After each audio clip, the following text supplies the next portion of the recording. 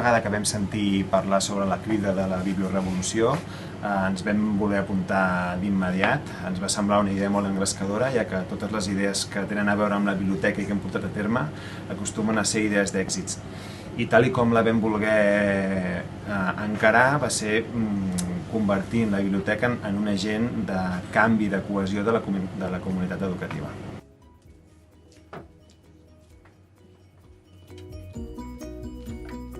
Tutores de 5è de primària observem al dia a dia algunes actituds a l'aula o comportaments que ens calen una reflexió, com per exemple poden haver-hi conflictes al pati o dins de l'aula, necessitats educatives especials que cal donar-hi resposta i replantegem el lloc on s'ha de donar resposta.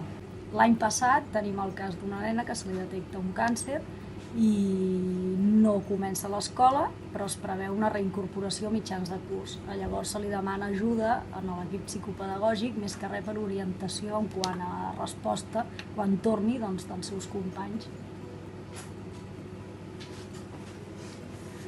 Com a equip psicopedagògic, les tutores ens fan demandes i valorem, ja sigui una demanda individual o del grup classe, quina és la millor manera d'abordar la demanda que ens fan.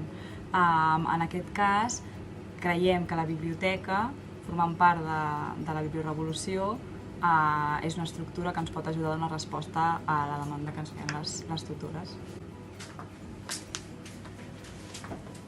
Com a responsable de biblioteca, el que faig és em trobo amb l'equip psicopedagògic i conjuntament amb la demanda de les tutores busco un llibre que pugui donar o que parli i doni resposta a tot el que es pretén treballar.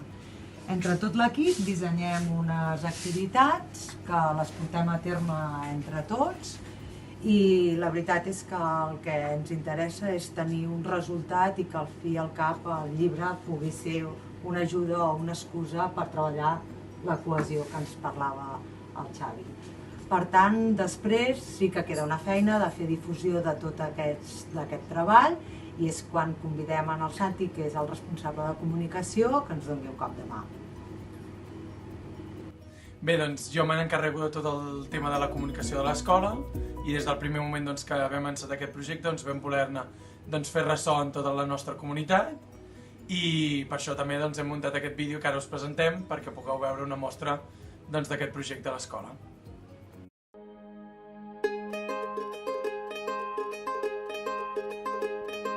Sabes, hace tiempo que no hablamos.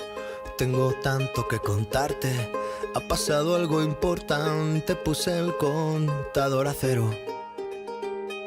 Sabes, fue como una ola gigante, arrasó con todo y me dejó desnuda frente al mar.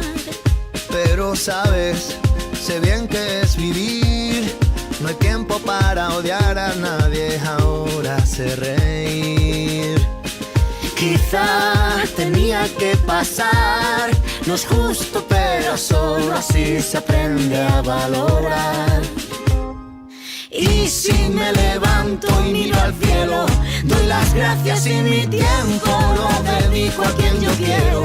Lo que no me aporte lejos, si alguien detiene mis pies, aprenderé a volar.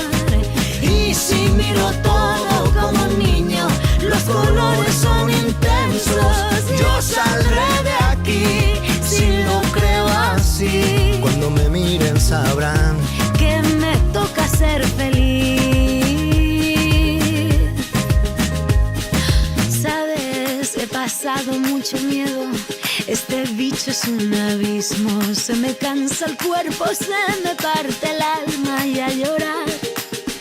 Pero sabes, he aprendido tanto, tanto.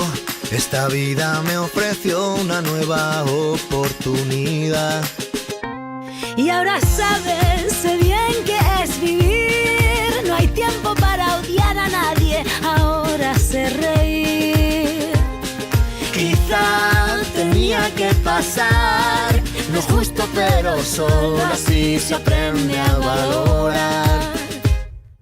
Y si me levanto y miro al cielo, doy las gracias y mi tiempo lo dedico a quien yo quiero.